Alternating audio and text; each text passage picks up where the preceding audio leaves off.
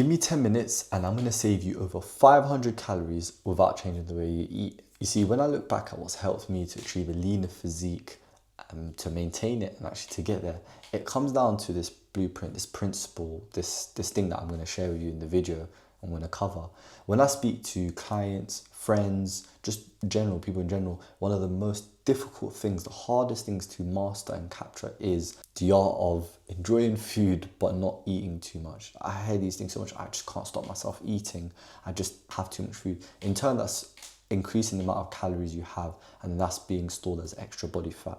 So there's a few things that I want to share in this video that's going to allow you to still enjoy your meals but still making a few tweaks and changes that can help you out. And I want you to think about it like this: if you can save yourself 500 calories a day across a week, that's roughly around 3,500, let's say, and that is equals to around a pound of body fat. So if you're able just to make these tweaks and you follow and implement what's in this video, then you can drop a pound of body fat per week. Really simple, and you're still eating the same foods essentially. It's effortless changes, and that's what it's about, making it part of your lifestyle. The thing is, it's not going to affect your protein, it's not going to affect the taste, it's not going to affect certain things, and it doesn't mean that you have to cut out your favorite foods, which is the best part about this. It's really simple, it's really manageable things, so you're still going to preserve your muscle, you're still going to have the same energy, but we're just making some small tweaks to what's going on. But let's get into it and let me share what those things are. The first thing that I would really look at and make swaps to is the cooking methods. How are you cooking the foods that you're eating? A small swap that you can make, for example, is the oils that you use in your cooking. So for example, eggs, which is a high protein meal, and let's just say you'd have that in the morning as for breakfast.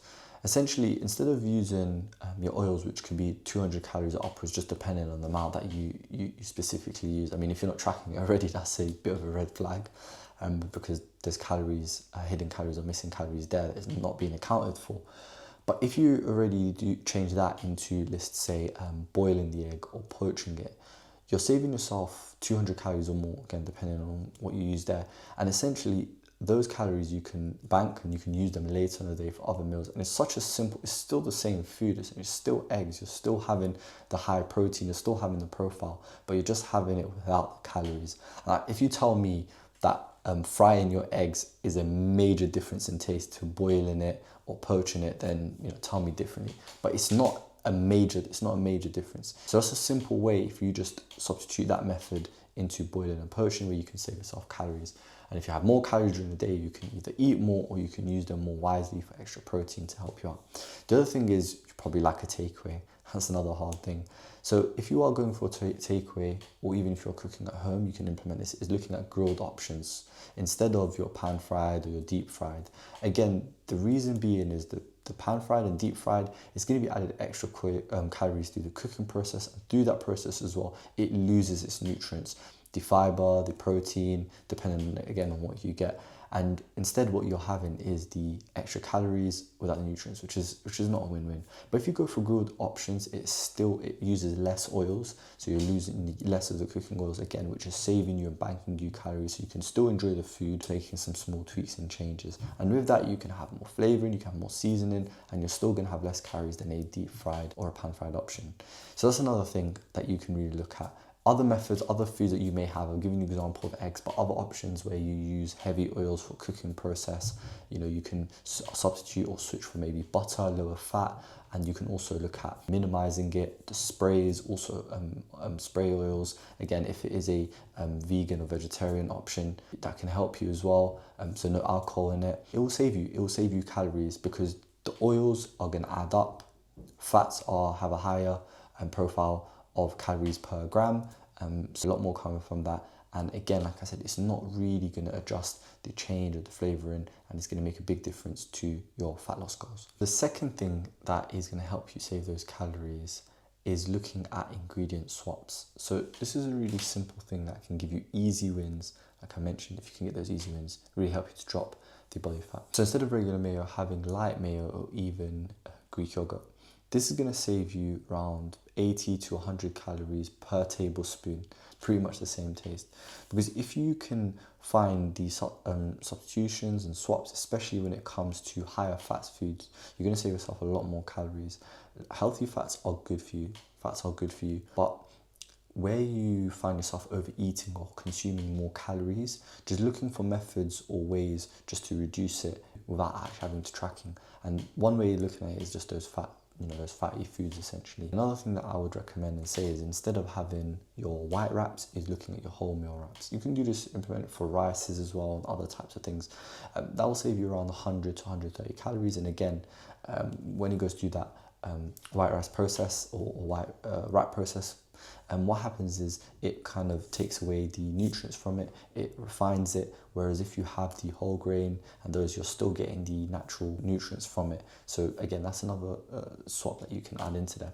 And then let's look at proteins. So instead of having a regular mincemeat, having your have your leaner mincemeat, turkey mincemeat, or even prawns, again, fatty fishes are good for like omega-3. If you are trying to save some calories because you're finding yourself overeating, then looking at your prawns, which are a bit leaner, looking at some of those other fishes are going to really help you out. Same flavoring, same taste, same food group essentially, but just making some small tweaks and changes. Another thing you can add in there is obviously your tuna. Looking at reduced fat. So instead of a full fat cheese, you can go for 50% reduced cheese. That's going to be around 30 grams that you're saving from there. So it's 120 calories in a full fat to 70, let's say per serving.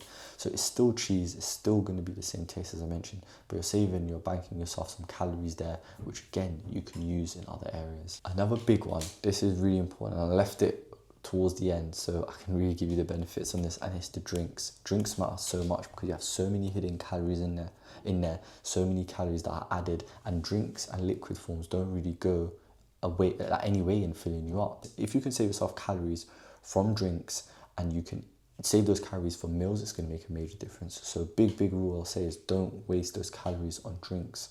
That's something that I've really implemented throughout. I don't drink fizzy drinks, I don't drink anything like that. It just allows me to have more of a buffer when it comes to my food and giving me more of a focus on those proteins. So let's just say, for example, you still like fizzy drinks and you want to make some practical changes. Instead of having like a Coca-Cola, you can just go for a Coke Zero. That's instantly saving you around 200 calories and a lot of sugar as well. Now, it's just an easy win. It's simple. It's not going to completely change the game, but again, if you implement this across a week and you reduce your calories from drinks, you're going to make a major difference.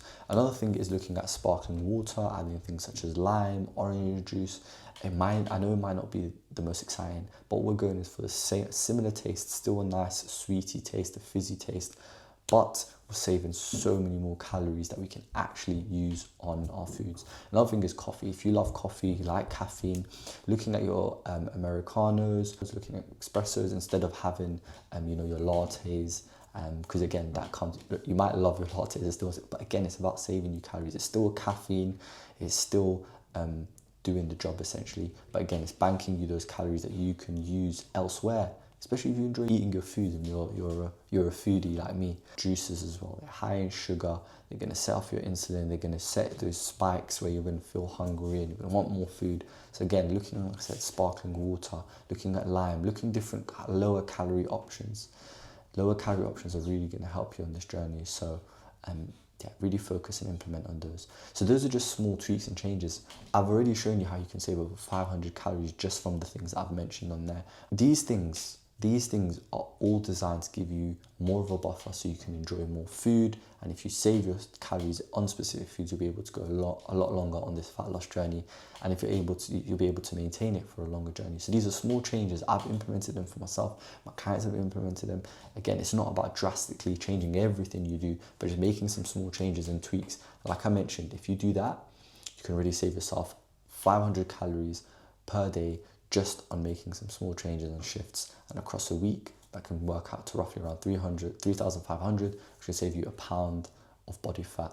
And if you can do that, you can be dropping body fat at a faster rate, and you'll be preserving and building muscle for a leaner and stronger physique. That's what I've personally done, and my clients have done as well. So if you found this video useful, make sure you give it a like, make sure you subscribe, because I've got a lot more videos, a lot more tips coming out when it comes to fat loss, what's working, sharing my inputs, my journey, and what's working on the ground. I'm actually living it, doing it. My clients also doing it, so I can share what's actually working.